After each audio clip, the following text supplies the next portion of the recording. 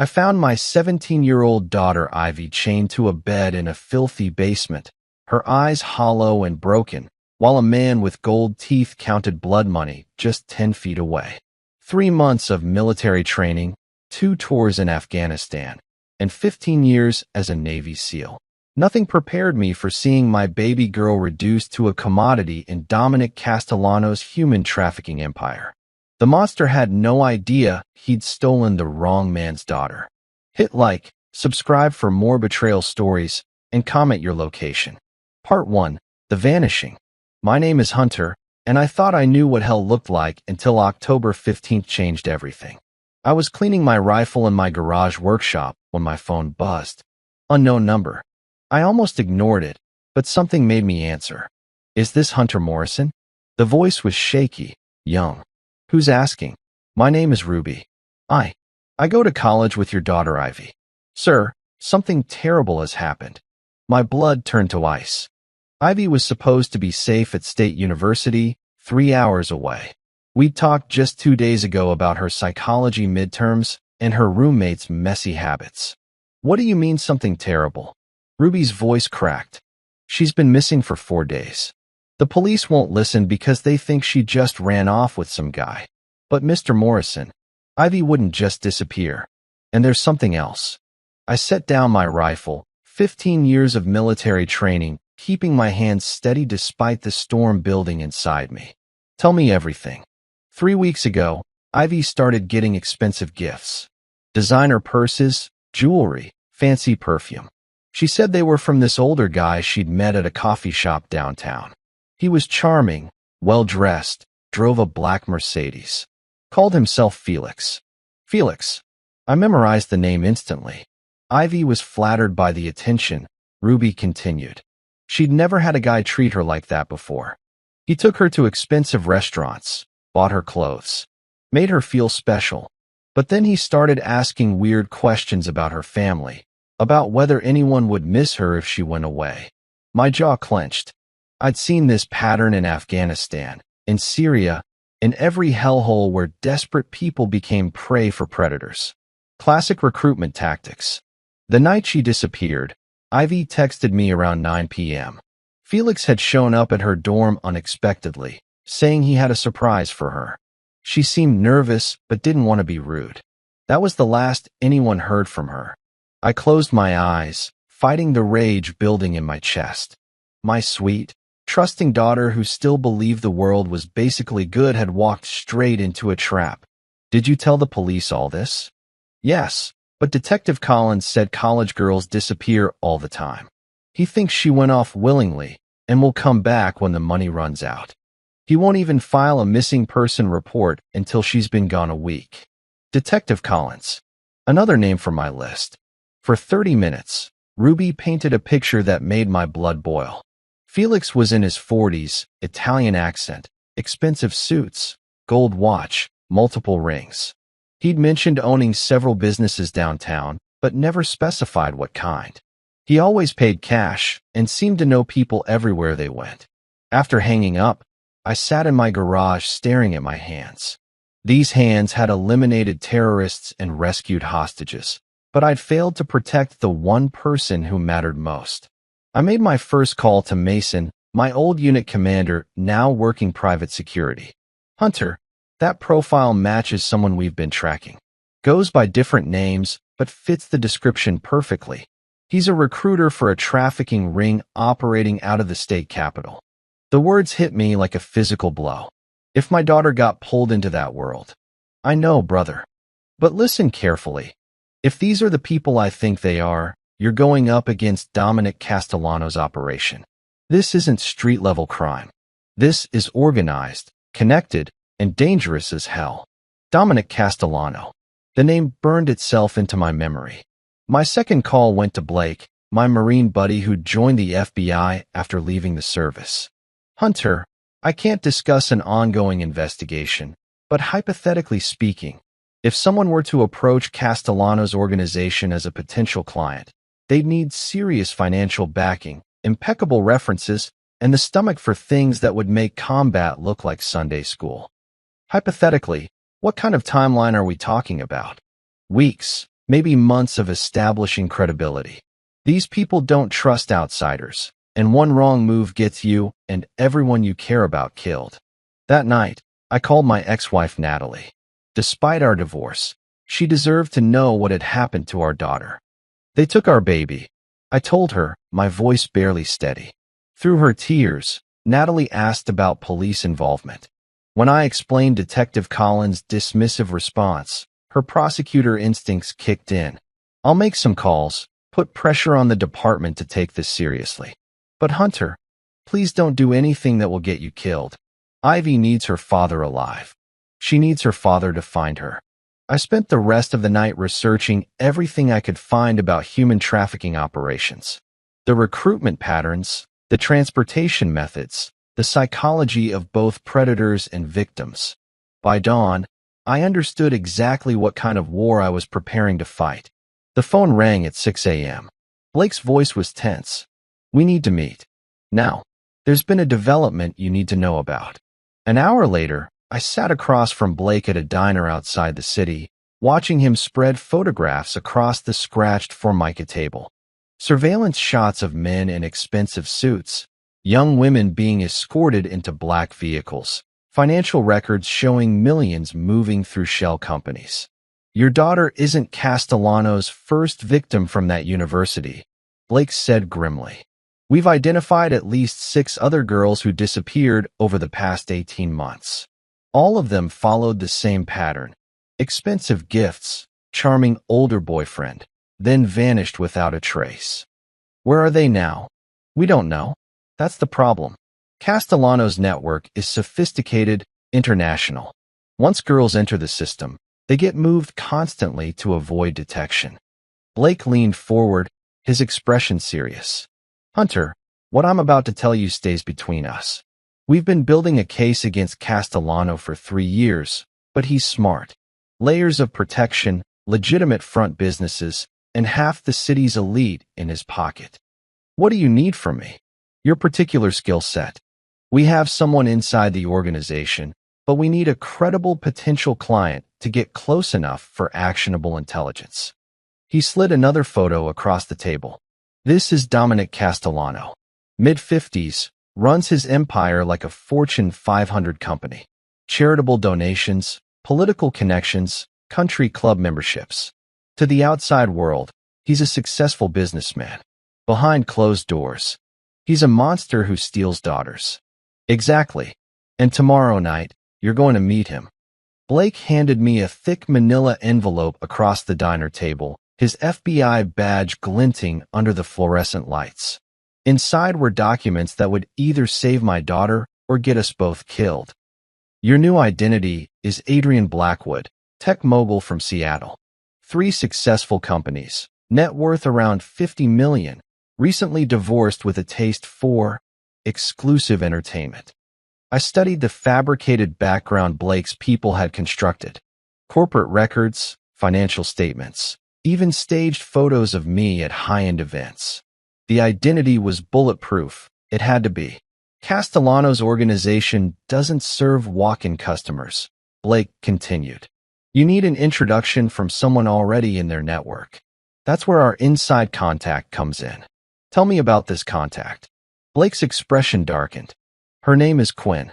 She was trafficked by Castellano's people 2 years ago, managed to survive the conditioning process and gain his trust. She's been feeding us information ever since, risking her life every single day. Can she get me close to my daughter? Maybe. But Hunter, you need to understand something crucial. Quinn is our only window into this organization. If Castellano suspects she's working with us, she's dead. And so is any chance we have of bringing down his entire network. He spread out surveillance photos of a high-end nightclub. Glass facade, neon lighting, valet parking, the kind of place that screamed legitimate business to anyone not looking closely. Velvet Dreams, one of Castellano's front operations masquerading as a gentleman's club. High-end escort service, but that's just the surface level. New victims are processed through here before being distributed to other locations. I memorized every detail of the building layout Blake provided. 3 stories, multiple exits, security cameras positioned to eliminate blind spots. Getting inside wouldn't be the challenge. Blending in without raising suspicion would be. What's my cover story? You're looking for something specific. Young, educated, from a good family. Willing to pay premium prices for exclusive access. Quinn will make contact and guide you through their vetting process. Blake leaned back, studying my face with the intensity of someone evaluating a weapon before deployment. But Hunter, once you're inside, you have to think like a customer, not a father. One emotional response, one moment where your cover slips, and you'll get Ivy killed along with every other girl in that place. That evening, I transformed myself from a father seeking his daughter into Adrian Blackwood, wealthy predator with refined tastes. Expensive suit, platinum watch, the kind of confident bearing that came from never facing real consequences. The drive to Velvet Dreams took me through the city's entertainment district, where legitimate businesses provided cover for enterprises that trafficked in human misery. Neon signs advertised restaurants, theaters, and clubs that looked innocent enough from the street. But I learned in combat zones that evil rarely announced itself with obvious signs. Velvet Dreams occupied a corner building with floor-to-ceiling windows that revealed nothing of what happened inside. The valet who took my keys was professionally polite, trained to make wealthy clients feel welcome while maintaining the facade of respectability. Inside, the music was loud enough to prevent recording devices from picking up conversations. The lighting was strategically dim, faces obscured in shadows that protected both clients and workers from unwanted recognition. I ordered whiskey at the Marble Bar and waited, watching the room like I'd been trained to watch for threats. Wealthy men in expensive suits conducted quiet conversations in corner booths. Women moved with practiced grace, beautiful and professional in ways that required both genetics and expensive maintenance. Everything looked consensual on the surface, but my trained eyes caught the subtle signs of coercion. The way certain women avoided eye contact. The slight tremor in hands that suggested medication or fear. The security personnel positioned to look like customer service while actually preventing anyone from leaving unescorted. A woman approached me with fluid grace, her red dress and blonde hair catching the ambient lighting like something from a magazine cover. Mid-20s, stunning in ways that seemed almost artificial, but her eyes held depths of pain that no amount of makeup could hide. "You look like a man with sophisticated tastes," she said, her voice carrying honey over broken glass. "I'm looking for something very specific," I replied, using the code phrase Blake had provided. Her smile never wavered, but I caught the slight nod that confirmed her identity. This was Quinn, the woman risking everything to bring down the organization that had destroyed her life. "I think we can arrange exactly what you're looking for. Why don't you tell me about your particular preferences?" She led me to a private booth in an alcove designed for discreet conversations. As we sat down, Quinn's fingers traced patterns on the table that looked casual but were actually conveying information. 3 taps. Castellano was in the building tonight. A circular motion, additional security was present. A straight line. The conversation was being monitored. "I heard through mutual friends that you specialize in fresh acquisitions," I said carefully. "College-aged, educated background, minimal prior experience."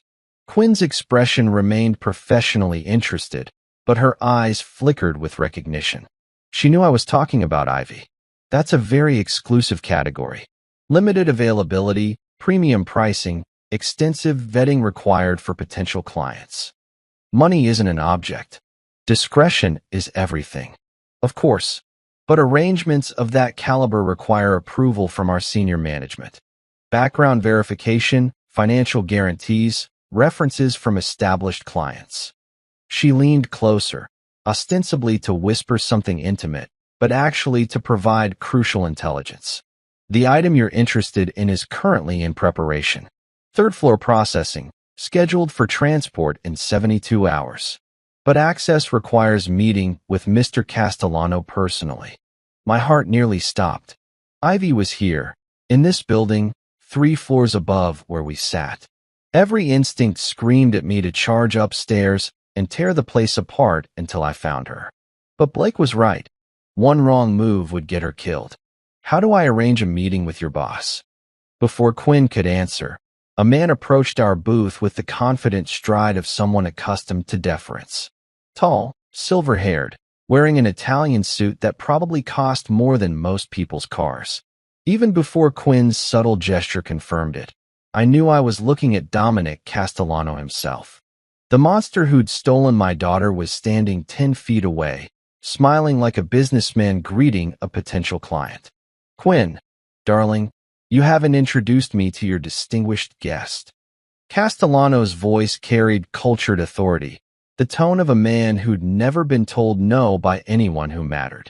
I stood with calculated respect, extending my hand like I was meeting a Fortune 500 CEO instead of the creature who destroyed my daughter's life. Adrian Blackwood, I appreciate you taking time from your evening. His handshake was firm, appraising. Predator's eyes studied my expensive watch, tailored suit, the confident posture of inherited wealth and unearned privilege. I'd crafted this persona to appeal to his particular brand of clientele. Mr. Blackwood owns several technology companies on the West Coast. Quinn interjected smoothly. He's expressed interest in our premium services. Technology. Castellano's smile sharpened. Digital privacy must be paramount in your line of work. Discretion appreciated by both parties, I imagine. Absolutely. Which is why I prefer establishments that understand the value of exclusive arrangements. We engaged in 20 minutes of careful verbal sparring. Castellano probed my background with questions designed to expose any inconsistencies in my cover identity. I responded with the casual arrogance of someone accustomed to buying whatever they wanted, whenever they wanted it. The entire time, my mind cataloged every detail. The number of security personnel visible and hidden. The rhythm of staff movements between floors. The private elevator behind the bar that required keycard access. Most importantly, the subtle tells that revealed Castellano's psychological profile. This wasn't a street thug who'd stumbled into crime. This was an apex predator who'd built an empire on human suffering and convinced himself it was just business. I understand you have particular requirements, Castellano said eventually. Fresh inventory, educated background, minimal previous handling. The clinical language made my skin crawl, but I maintained the bored expression of a wealthy deviant discussing commodities. I'm willing to invest significantly in the right acquisition. Long-term arrangement, private handling, complete discretion. Such arrangements require extensive verification. Financial capacity, reference validation, psychological evaluation to ensure compatibility with our service model. How extensive? 72 hours minimum. Assuming everything validates properly, we can arrange a private viewing of available inventory. Available inventory. My daughter was available inventory to this monster. I'll await your assessment, I replied, standing to leave. Castellano's hand touched my arm with deceptive gentleness. One additional consideration, Mr. Blackwood. The particular item Quinn mentioned you inquiring about, the brunette college student, represents premium merchandise. Extensive preparation investment, additional security protocols, international buyer interest. Meaning, $200,000 for permanent acquisition. Additional fees for modification requests or extended preparation time. I wanted to break his neck with my bare hands. Instead, I nodded appreciatively like we were discussing luxury cars. Reasonable for exclusive access. As I walked toward the exit, every trained instinct cataloged potential threats and escape routes. But my emotional core remained focused on one fact. Ivy was somewhere above my head, trapped in whatever preparation process Castellano used to break his victim's spirits. Outside in the parking lot, I sat in my car for 10 minutes processing what I'd learned. Then I called Blake from an encrypted phone. I made contact. Castellano handled the meeting personally, which means he's directly involved in Ivy's situation. She's in the building, Third floor, scheduled for transport in 3 days. Hunter, that timeline is. I know. 3 days isn't enough time for your people to build a legal case and coordinate raids. But it's what we have. There's something else. Quinn passed you intelligence during the meeting. Did you catch it? I reviewed the subtle signals she'd used. Additional security tonight. Castellano on site. Conversation monitored. But there was something else. She kept glancing toward the back of the room, near the service corridor. That corridor leads to a freight elevator that bypasses the main security checkpoint. If someone needed to access upper floors without going through normal protocols, it's a way in. Blake was quiet for a moment. Hunter, what you're considering is incredibly dangerous. Even if you reach Ivy, extraction from a secure facility with hostile forces won't be extraction, will be information gathering. I need to confirm her location, assess her condition, determine the best approach for getting her out safely. And if you're caught, then you use Quinn's intelligence to coordinate a federal raid and hope it's fast enough to save whatever victims survive the aftermath. The next evening, I returned to Velvet Dreams as a surveillance target rather than a customer. Parking 3 blocks away, I approached on foot using skills honed in Afghanistan's mountains and Syria's urban warfare zones. The service alley Quinn had indicated ran behind the building, lined with dumpsters and delivery vehicles that provided excellent concealment. Security cameras covered the main approaches, but freight loading areas always had blind spots created by industrial equipment. At 2 a.m., when staff rotations created a brief window of opportunity, I accessed the freight elevator using lockpicking techniques learned from my Delta Force training. The building's upper floors were less secure than the public areas. Confidence that anyone reaching this level was authorized to be there. The third-floor corridor stretched ahead like something from a nightmare. Medical equipment lined the walls. The smell of disinfectant mixed with something else, fear, desperation, the scent of people who'd lost hope. Room after room contained horrors that would fuel my nightmares forever. Young women in various stages of the conditioning process Castellano used to transform kidnapping victims into compliant slaves. Some stared at walls with empty eyes. Others rocked back and forth, whispering to themselves in languages I didn't recognize. But none of them were Ivy, until I reached the reinforced door at the corridor's end. Room 317, marked with additional security warnings and electronic locks that suggested special importance. Through the small observation window, I saw her. My daughter sat on a narrow hospital bed, for lines running from her arms to machines that monitored her vital signs while pumping chemicals into her bloodstream. Her hair had been cut short, her college clothes replaced with a plain white gown that made her look like a patient rather than a prisoner. But her eyes still held fire. Unlike the other victims I'd seen, Ivy wasn't staring vacantly at walls or rocking in medicated stupor. She was studying her surroundings with the analytical intelligence she'd inherited from her mother and the stubborn determination she'd gotten from me. She was fighting, even drugged, even imprisoned, even subjected to whatever psychological torture Castellano used to break his victims. My daughter was still fighting. I pressed my hand against the reinforced glass, wishing I could let her know that her father had found her, that rescue was coming, that she just needed to hold on a little longer. But movement in the corridor forced me to retreat before anyone discovered my presence. As I made my way back to the freight elevator, I gathered the intelligence Blake needed for a coordinated rescue operation. Ivy was alive. She was strong. And in less than 48 hours, every resource at my disposal would be focused on bringing her home. Blake's secure facility buzzed with activity as federal agents analyzed the intelligence I'd gathered from Velvet Dreams. Photographs of the building layout, security protocols, and victim locations covered every available wall space. "This changes everything," Blake announced to the assembled task force. "We're not just looking at a local trafficking ring. This is an international operation with processing facilities, transport networks, and buyer connections across 6 countries." Agent Sarah Chun, Blake's partner in the organized crime division, spread financial records across the conference table. The money trail leads to shell companies in the Cayman Islands, real estate holdings in 3 states, and political donations that reach congressional level. How long before we can coordinate raids on all locations simultaneously? I asked. Blake's expression was grim.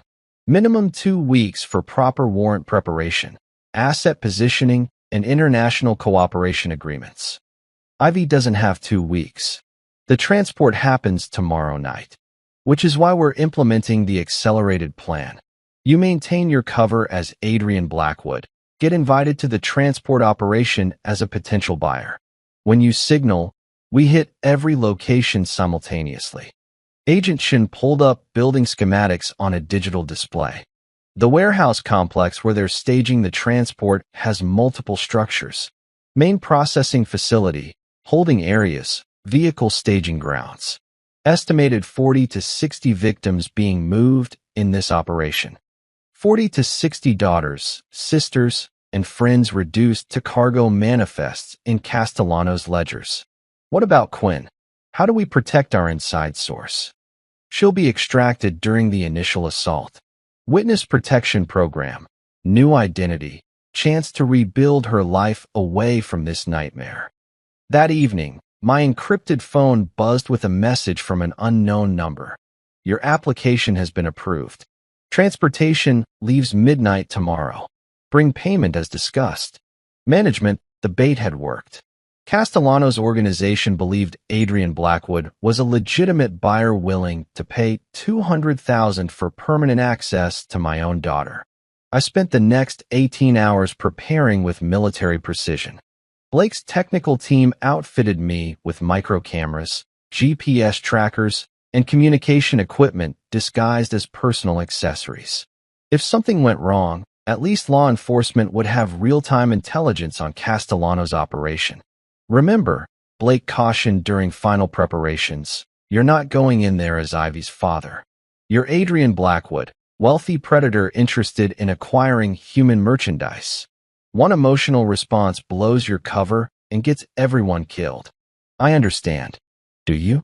Because when you see your daughter being loaded into a transport vehicle like cargo, every parental instinct will scream at you to act. But if you break character, I'll maintain cover until you signal the assault.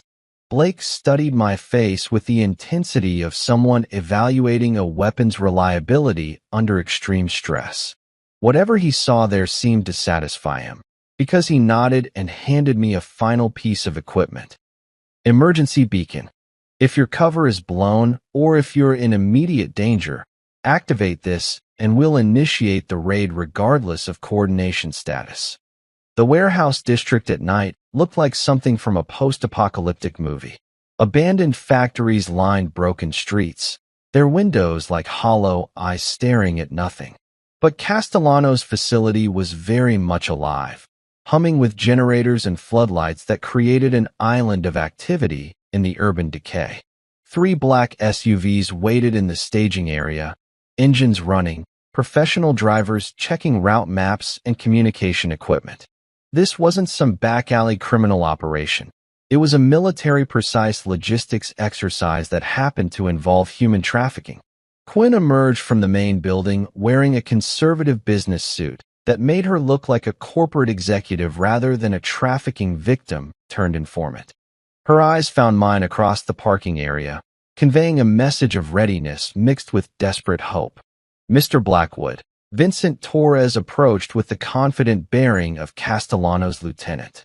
I trust everything is in order for tonight's transaction. Payment is ready for transfer upon completion of delivery. Excellent. Mr. Castellano wanted me to personally ensure your satisfaction with tonight's merchandise. Premium quality, exactly as specified.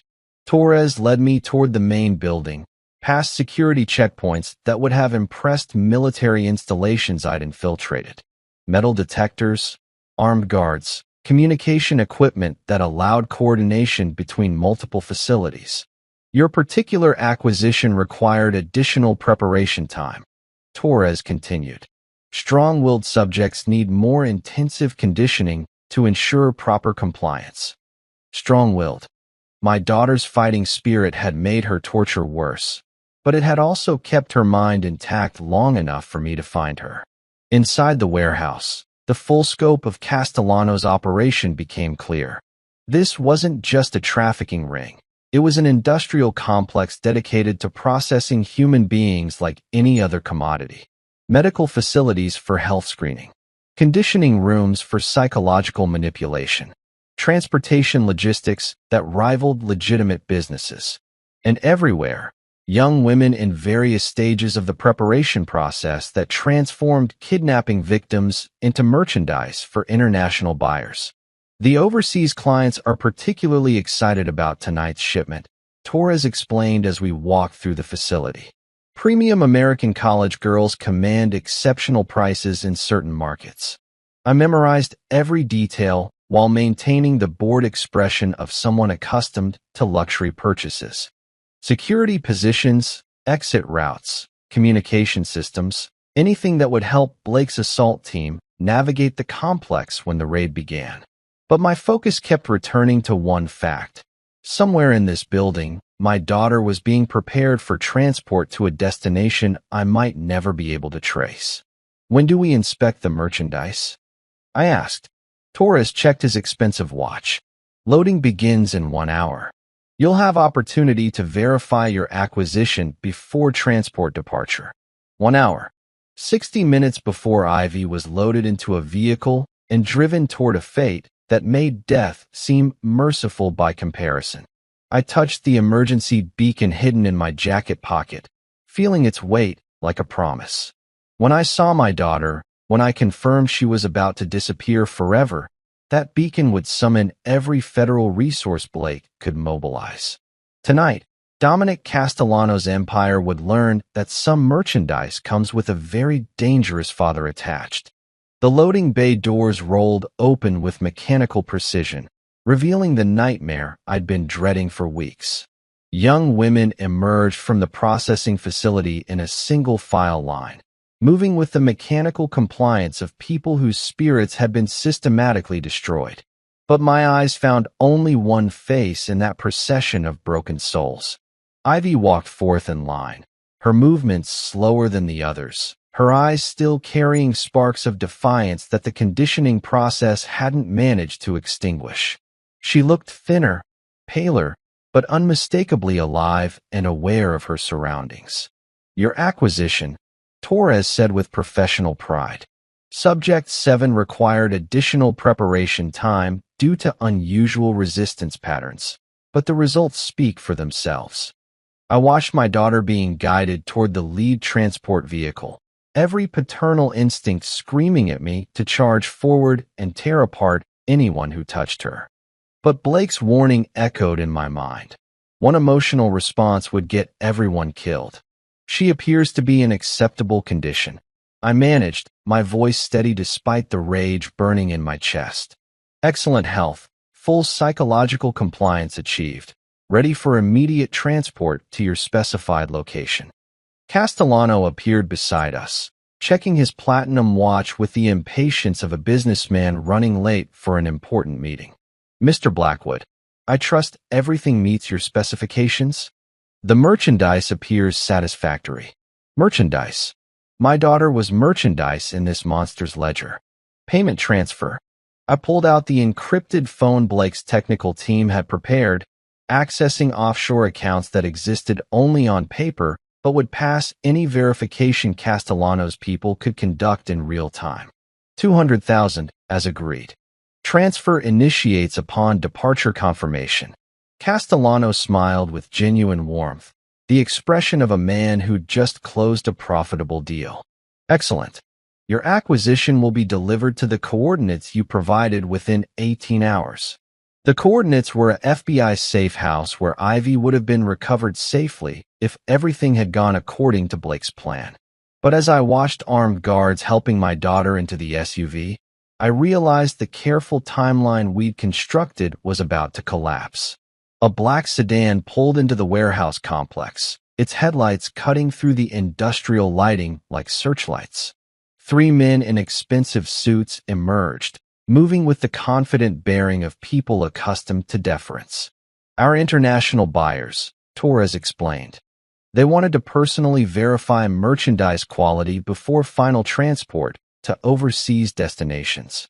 International buyers meant private jets, diplomatic immunity, and jurisdictions where American law enforcement had no authority.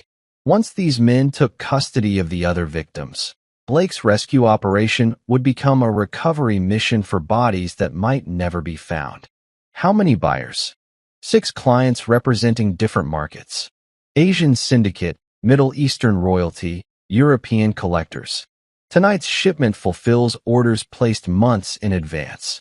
I touched the emergency beacon in my pocket.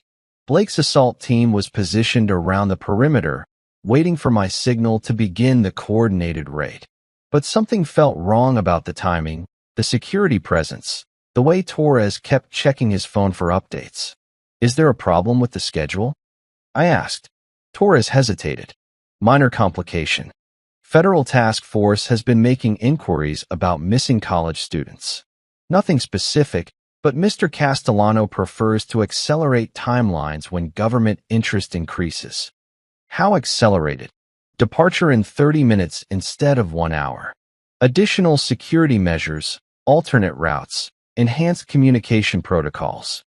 30 minutes. Blake's people needed at least 45 minutes to coordinate simultaneous raids on 6 different locations. If the transport vehicles left early, half the victims would disappear into international trafficking networks before federal agents could intercept them. I activated the emergency beacon. Somewhere in the darkness beyond the warehouse complex, Blake's assault team received the signal and began their approach. But even with helicopters and tactical units, they needed time to breach the facility's security perimeter. Time I had to buy by maintaining my cover as Adrian Blackwood while watching my daughter being loaded into a vehicle that would carry her to hell. Mr. Blackwood, we'll need you to accompany your acquisition during transport, Torres announced. Security protocols require buyer presence until final delivery confirmation. This wasn't part of the plan. I was supposed to observe the loading, signal Blake's team, then withdraw to a safe distance while federal agents conducted the raid. Being inside a transport vehicle when the assault began would put me directly in the crossfire. But refusing to accompany Ivy would blow my cover and potentially get her killed before Blake's people could reach us. Of course, I want to ensure my investment receives proper handling. As I walked toward the lead SUV where my daughter waited, I caught Quinn's eye across the loading area. She was coordinating the movement of other victims, playing her role as Castellano's trusted lieutenant while secretly working to destroy his organization. Her slight nod confirmed she'd seen my signal. Whatever happened in the next few minutes, Blake's inside source was ready to protect as many victims as possible when the shooting started. The SUV's interior was luxurious enough to mask its true purpose.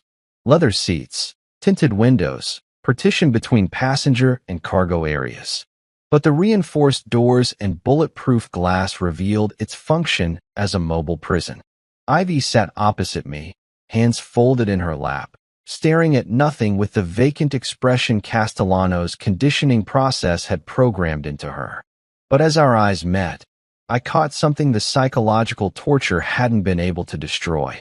Recognition. My daughter knew who I was. The SUV pulled away from the warehouse complex as my daughter sat 3 feet away, close enough to touch, but separated by the need to maintain my cover until Blake's assault team arrived. Through the tinted windows, I watched the other transport vehicles forming a convoy behind us. Torres rode in the passenger seat, coordinating routes with the drivers through encrypted radios. Airport ETA 22 minutes.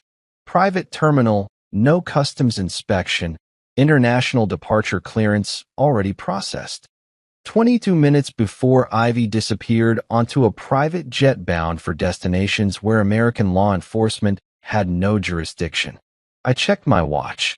Blake's team needed at least 15 minutes to reach our position, assuming they'd received my emergency signal. The overseas buyers seemed quite satisfied with tonight's merchandise quality. I said, fishing for intelligence about Castellano's international connections. Mr. Castellano has spent years building relationships with exclusive clientele. Middle Eastern princes, Asian business syndicates, European collectors who appreciate American college quality. Impressive network. How does he manage international logistics without government interference? Torres smiled with professional pride. Diplomatic pouches, private airfields, customs officials who understand the value of discretion. Mr. Castellano's political contributions ensure regulatory cooperation at the highest levels. Corruption reached into federal agencies. That explained how Castellano's operation had survived previous investigations. His network included judges, prosecutors, and immigration officials who buried evidence before it could reach court. My phone vibrated with a text message. Package delivery delayed. Alternate route required. Stand by. Blake's coded message meant the assault team had encountered unexpected complications. Radio intercepts, additional security, or intelligence suggesting the raid had been compromised. Through the rear window, I counted 6 vehicles in our convoy. Dozens of victims being transported to buyers who'd paid premium prices for young American women. Even if Blake's people reached us in time, Castellano's network would survive to rebuild elsewhere. Unless someone eliminated the head of the organization permanently. Does Mr. Castellano personally oversee all international transports? Only premium shipments like tonight's. Your acquisition and 3 other special orders required his direct attention. Where will he be during the airport transfer? Private terminal, coordinating with the flight crew and overseas representatives. He takes personal pride in customer satisfaction. Perfect. Castellano would be in a contained location with limited security, focused on business operations rather than personal protection. If I could reach him during the chaos of Blake's raid. Ivy stirred in her seat, the first voluntary movement she'd made since entering the vehicle. Her eyes met mine again, and this time I saw more than recognition. I saw calculation. My daughter was planning something. The conditioning process hadn't destroyed her intelligence, only suppressed her ability to express independent thought. But underneath the programmed compliance, her mind remained sharp and analytical. She glanced toward the door handle, then back at me. A question without words. Are you ready? I gave the slightest nod, hoping she understood that help was coming, but we needed to wait for the right moment. Torres received a radio transmission that made him curse in 3 languages. Change of plans. Federal task force vehicles spotted near the primary route. We're switching to backup extraction point. Problem. Minor complication. Government agencies occasionally conduct routine surveillance of industrial areas. Probably unrelated to our operations, but Mr. Castellano prefers excessive caution. Blake's people were closing in, but Castellano's network was adapting faster than anticipated. Backup routes, alternate timing, contingency plans that suggested this organization had survived federal investigations before. The convoy turned onto a highway that led away from the airport, toward rural areas where private airstrips operated without government oversight. I recognized the tactical shift. When primary plans failed, disperse assets and regroup at secondary locations. New destination? Private airfield 40 minutes northeast. Less convenient, but completely secure from government interference. 40 minutes gave Blake's team time to coordinate a new intercept plan, but it also meant 40 more minutes of psychological torture for the victims being transported to buyers who saw them as disposable commodities. My phone buzzed again. Traffic jam cleared. Express delivery now possible. Blake's coded message meant his assault team had overcome whatever obstacles they'd encountered. The raid was back on schedule, coordinated to intercept our convoy before we reached the alternate airfield. But as I watched Torres consulting maps and radio frequencies, I realized Castellano's network was more sophisticated than any of us had anticipated. Multiple escape routes, backup facilities, communication systems that allowed real-time adaptation to changing threats. This wasn't just a trafficking ring. It was a criminal enterprise with military-level operational planning and government-level political protection. Even if Blake's raid succeeded tonight, Castellano's empire would survive. New facilities would be established, new victims would be recruited, new buyers would be found to replace the ones we eliminated. Unless someone ensured that Dominic Castellano never had the opportunity to rebuild his network. The SUV's radio crackled with an urgent transmission in Italian. Torres responded with sharp commands that made the driver accelerate and change lanes aggressively. Another route adjustment? I asked. Torres was no longer bothering to maintain the facade of professional courtesy. His hand rested on the pistol beneath his jacket, and his eyes constantly scanned the road for potential threats. Mr. Blackwood, I'm going to ask you some very direct questions, and I strongly advise complete honesty in your responses. My cover was blown. Mr. Blackwood, our technology department has been analyzing your financial records for the past hour, Torres said, his voice cold as winter steel. Adrian Blackwood exists on paper, but the shell companies, the offshore accounts, the corporate history, it's all fabricated. Professional-grade work, but fabricated nonetheless. My hand moved slowly toward the concealed weapon Blake's team had provided, but Torres was faster. His pistol appeared with practiced efficiency, aimed directly at my chest. I wouldn't recommend that course of action. Your daughter's well-being depends on your cooperation. At the word daughter, Ivy's carefully maintained blank expression cracked slightly. The conditioning hadn't completely destroyed her emotional connections. She still cared what happened to me. I don't know what you're talking about. Hunter Morrison, Navy SEAL, 15 years active duty, divorced father of one 17-year-old daughter named Ivy Morrison. Reported missing from State University 3 weeks ago. They knew everything. Castellano's network had resources that could penetrate federal databases and uncover identities that should have been bulletproof. Impressive detective work, I said, abandoning the Adrian Blackwood persona entirely. How long have you known? Since yesterday. The question is whether you're working alone or as part of a larger law enforcement operation. Through the SUV's rear window, I could see headlights following at a consistent distance. Blake's surveillance team, maintaining visual contact while waiting for the optimal intercept location. Does it matter? You already know you've been compromised. Torres spoke rapid Italian into his radio, coordinating with the other convoy vehicles.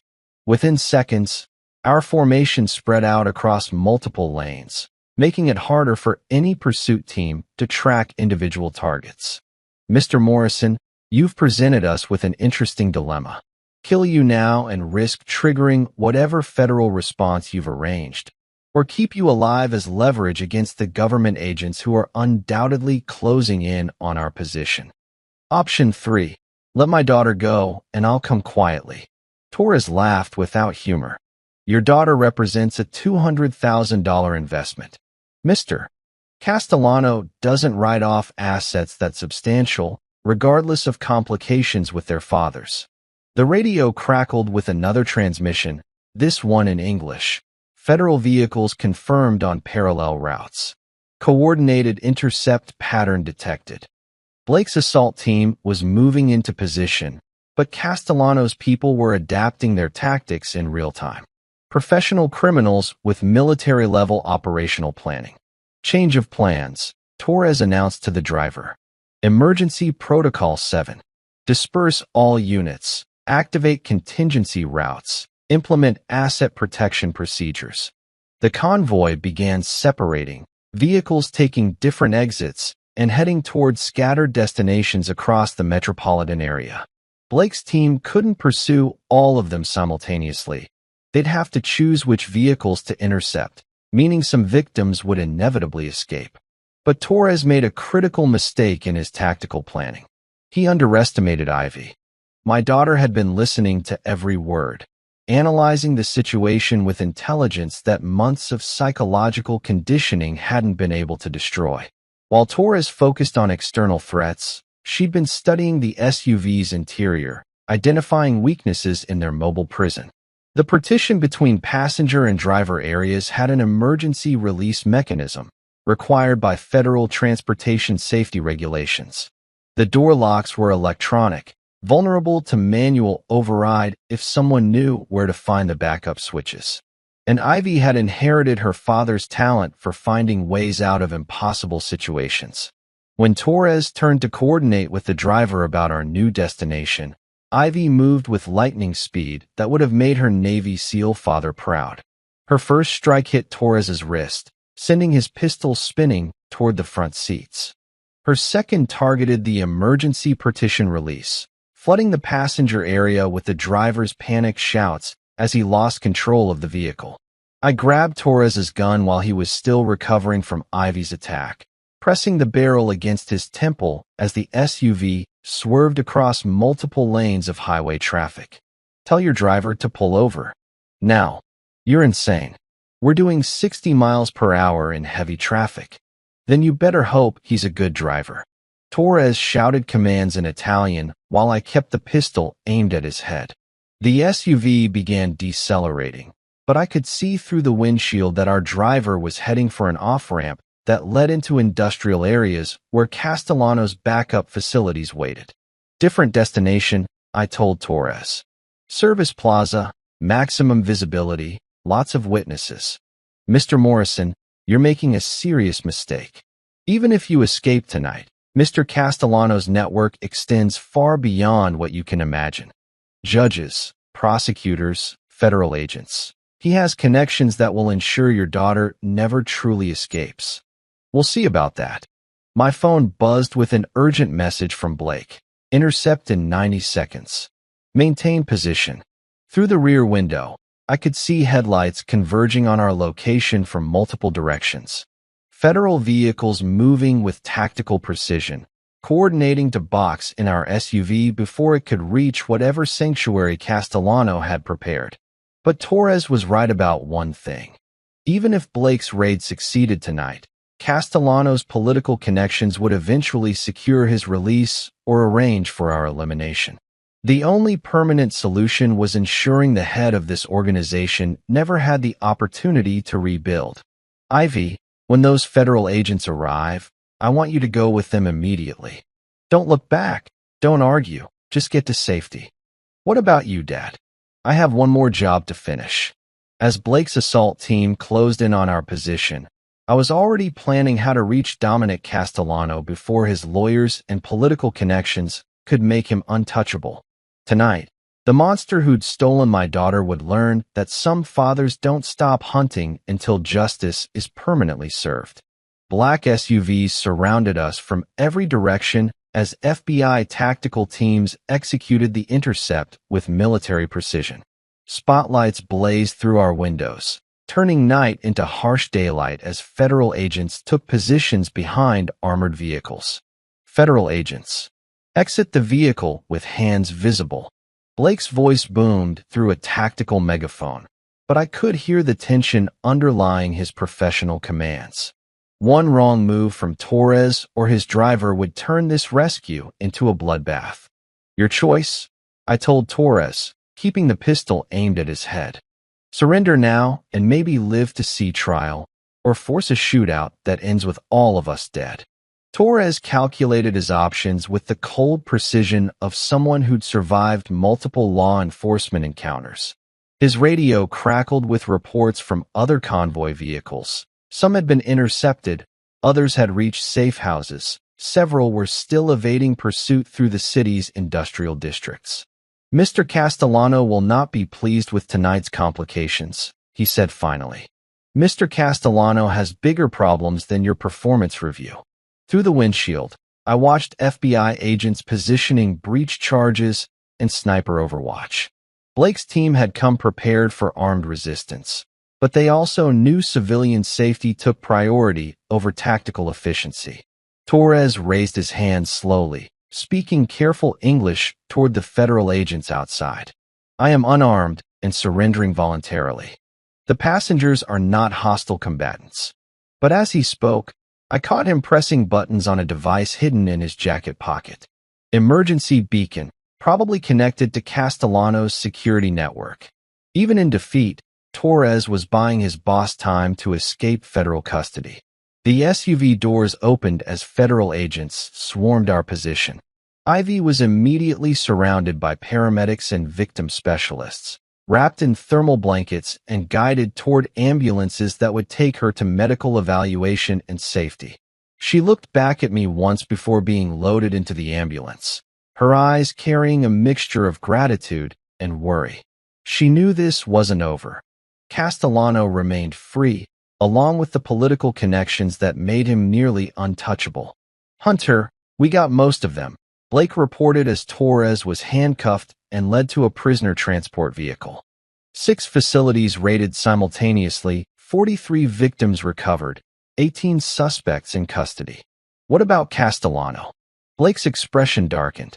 "He wasn't at the private airfield when we hit it.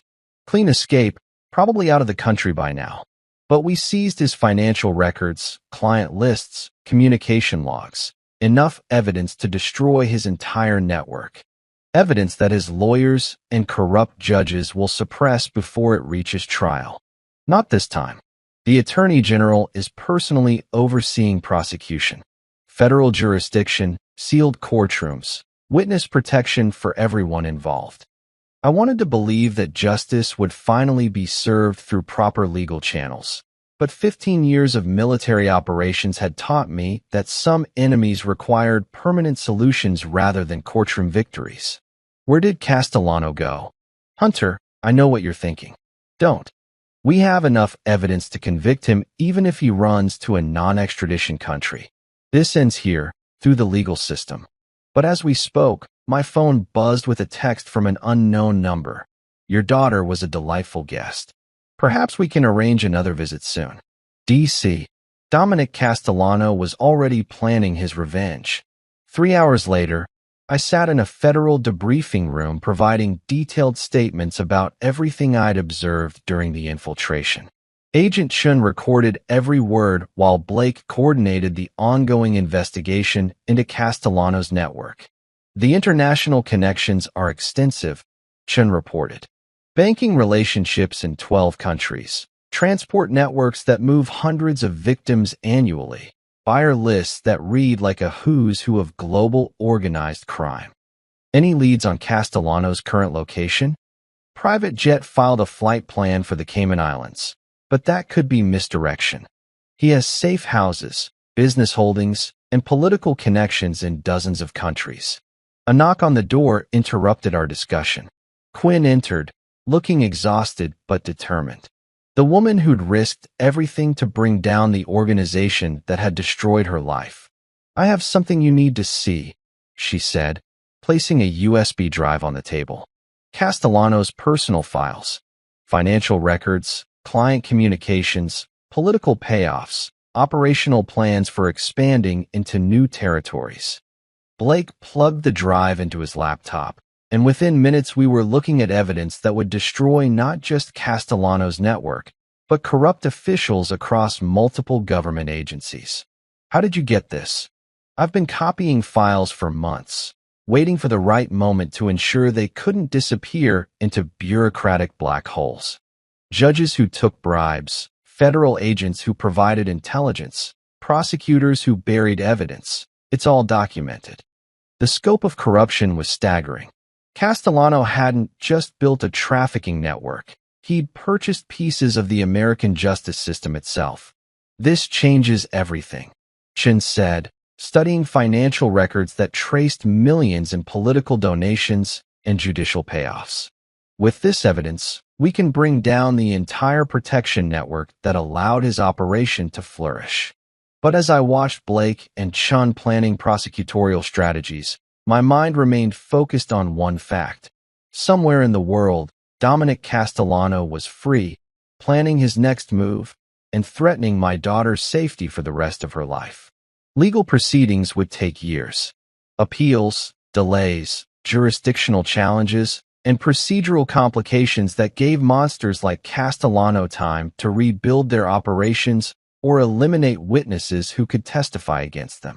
My phone buzzed with another message. "The game is far from over, Mr. Morrison." Your daughter's location is always known to those who serve my interests. Blake noticed my expression as I read the text. Hunter, whatever you're planning, don't. We have him contained, evidence that will convict him, international cooperation to prevent him from rebuilding elsewhere. He just threatened Ivy again. We'll provide protection, witness security, new identities if necessary. But if you go after him personally, you become a fugitive and lose any legal standing to protect your daughter. The rational part of my mind understood Blake's logic. But the father in me, the warrior who'd spent 15 years eliminating threats to innocent people, knew that some enemies could only be stopped permanently. Dominic Castellano had made his choice when he threatened my daughter. Now I would make mine. 6 months later, I sat in federal district court watching prosecutor Natalie Carson, my ex-wife, deliver closing arguments that would determine whether justice truly existed in this world. Ladies and gentlemen of the jury, the evidence before you represents one of the most comprehensive criminal enterprises in American history.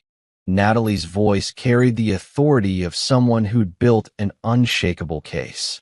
47 victims recovered, 18 co-conspirators in custody, financial records documenting millions in illegal profits. The courtroom was packed with victims and their families, federal agents who'd worked the case, and media representatives covering what prosecutors called the trafficking trial of the decade.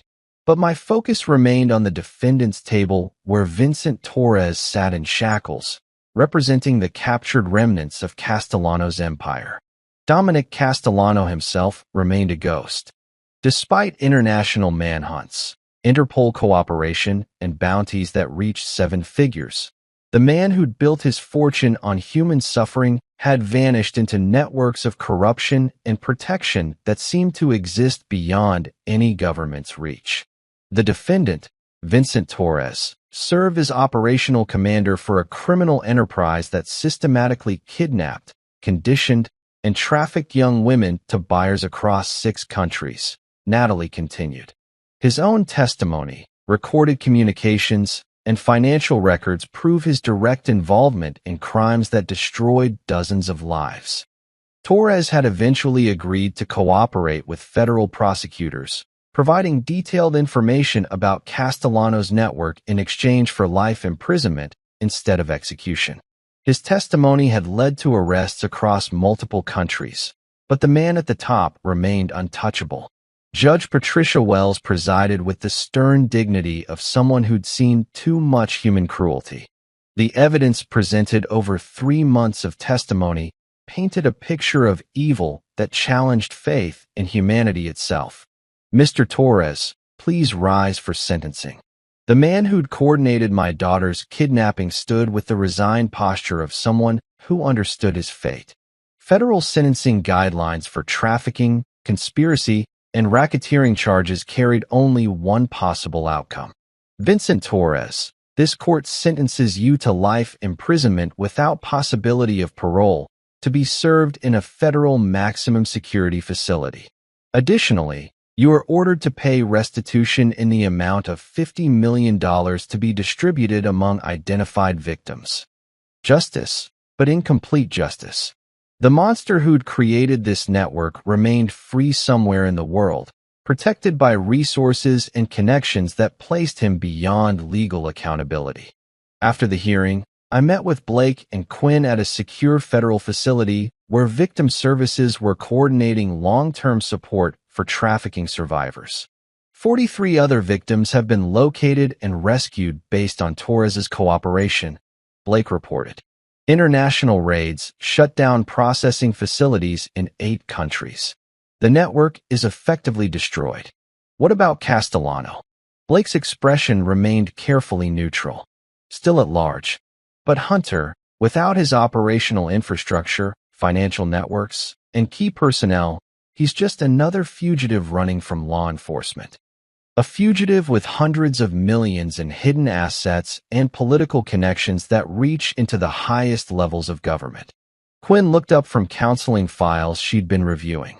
As director of a nonprofit organization helping trafficking survivors, She dedicated her life to healing the wounds Castellano's network had inflicted. The victims are what matter now, she said quietly. 47 young women who are alive and free because of what we accomplished. That's justice, even if it's not perfect justice. I wanted to share her perspective, but the warrior part of my soul knew that incomplete victories allowed evil to regroup and strike again. Somewhere in the world, Dominic Castellano was planning his next enterprise, recruiting new victims, rebuilding what we destroyed. My phone buzzed with a message from an encrypted number. Your daughter looks beautiful at college. Such a shame if something happened to interrupt her studies again. The blood in my veins turned to ice. Even from whatever hole he'd crawled into, Castellano was still threatening Ivy. Blake noticed my expression. Another message? I showed him the text, watching his face harden with professional anger. We'll increase security around Ivy, coordinate with campus police, implement surveillance protocols. He'll try again.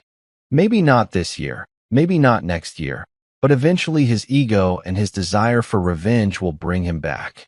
Hunter, don't even think about it. You have a daughter who needs her father alive and free, not dead or imprisoned for vigilante justice. That evening, I drove to State University where Ivy was completing her senior year in criminal psychology. She'd returned to school with the determination of someone who refused to let trauma define her future, but I could see the shadows in her eyes that would never completely fade. We sat in her dorm room, surrounded by textbooks about behavioral analysis and criminal profiling.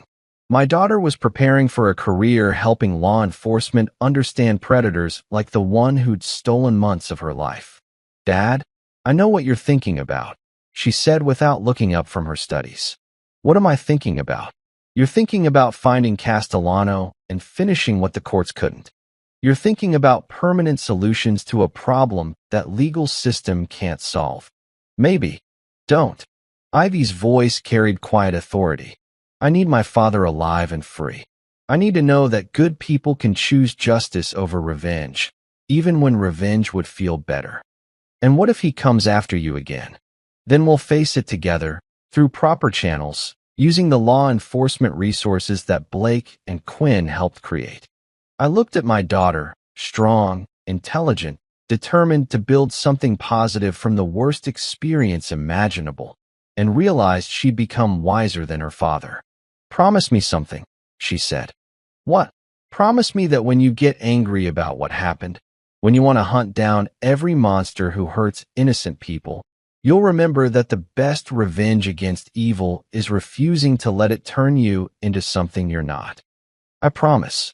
But as I drove home through city streets where other predators stalked other innocent victims, I couldn't shake the knowledge that somewhere in the darkness, Dominic Castellano was planning his return.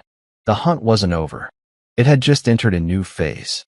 2 years later, I stood in the FBI Academy auditorium watching my daughter receive her federal agent credentials. The young woman who'd once been broken and drugged in Castellano's warehouse now wore the badge of someone dedicated to protecting others from the same fate. Special Agent Ivy Morrison, Director Sarah Chun announced as my daughter stepped forward to accept her assignment to the Behavioral Analysis Unit. Your first case will be coordinating with international task forces to identify and eliminate human trafficking networks. The audience erupted in applause, but my eyes remained fixed on Ivy's face. The shadows were still there, the memories that would never completely fade, but they'd been transformed into purpose rather than pain. After the ceremony, we walked across the academy grounds where I'd once trained for missions I'd never imagined would lead to rescuing my own child. I got the assignment I requested, Ivy said quietly. Which assignment? International Organized Crime Task Force. Specifically, operations targeting trafficking networks in non-extradition countries. Ivy, that's incredibly dangerous work. Dad, I've been inside the mind of a monster. I know how they think, how they operate, what drives them. Who better to hunt them than someone who survived their methods and understands their psychology? She was right. But the protective father in me still worried about putting her directly in harm's way again. What about Castellano? Any new intelligence? Blake's people tracked him to 3 different countries over the past year.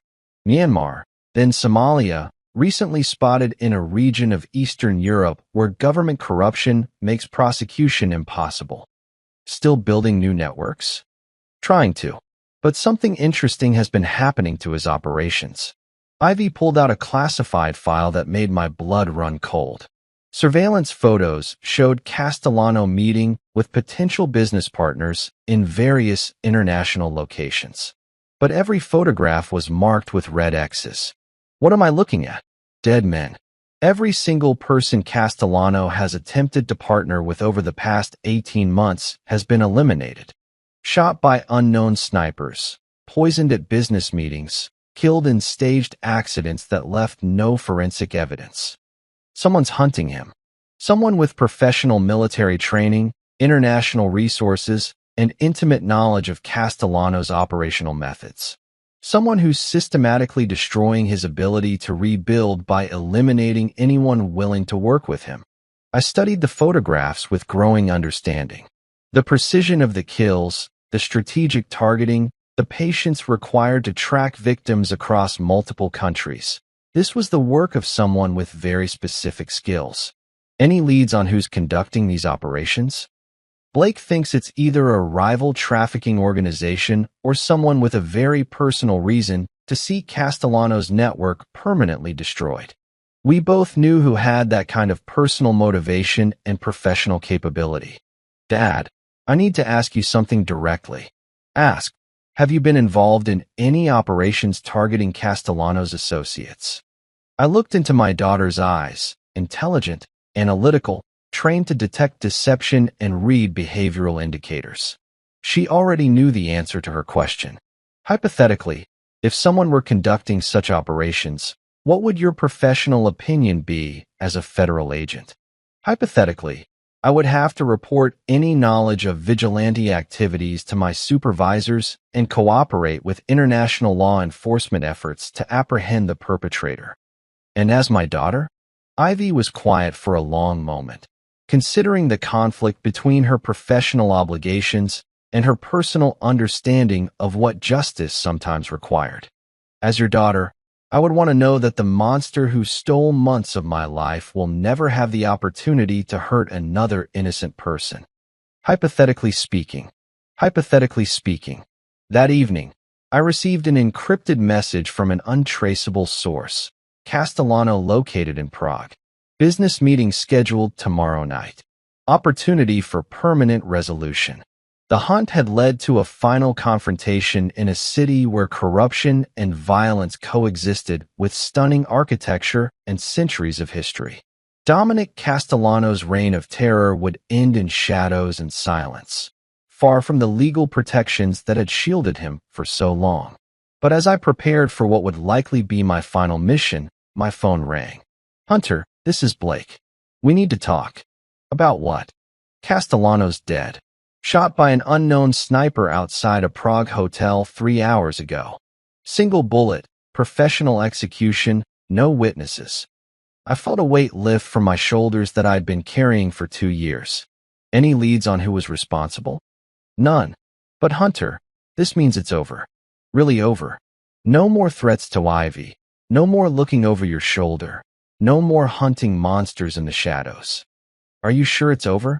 Castellano's financial networks have been seized, his political connections exposed, his operational infrastructure destroyed. Without him, there's nothing left to rebuild. That night, I called Ivy to share the news. Dad, I know you didn't personally kill Castellano. Your alibi is solid, and there's no evidence connecting you to Prague. But whoever did eliminate him just gave our family the one thing we needed most. The certainty that this nightmare is finally, permanently over. How do you feel about that? Like I can finally stop looking over my shoulder and focus on the future instead of the past. My friends, this concludes our intense journey through darkness toward light. Hunter and Ivy's story reminds us that love can triumph over evil, that justice sometimes wears different faces, and that healing is possible even after unimaginable trauma. I have to ask, where are you watching this story unfold? Drop your location in the comments below.